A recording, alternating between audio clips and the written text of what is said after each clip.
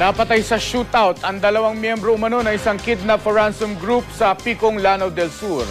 Sa Rosario, La Union naman, natagpo ang duguan at wala ng buhay sa isang bakanting lote ang isang batang babae.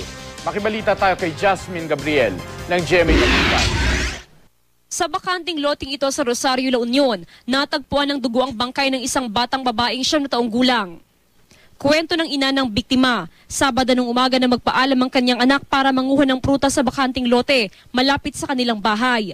Kinahapunan, hindi pa raw bumabalik ang bata, kaya agad na siyang hinanap.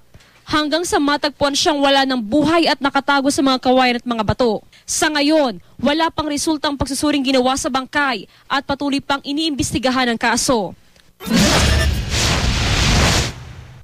Sa Davao City, patay ang isang lalaking sospek sa pagnanakaw matapos makipagbarilan sa mga pulis. Ayon sa pulisya, isang lalaki sa mga sospek sa pang-hold up sa isang convenience store at laundry shop noong Mayo nitong taon. Nanlaban umano ang sospek nang aarestuhin sana siya nitong Sabado.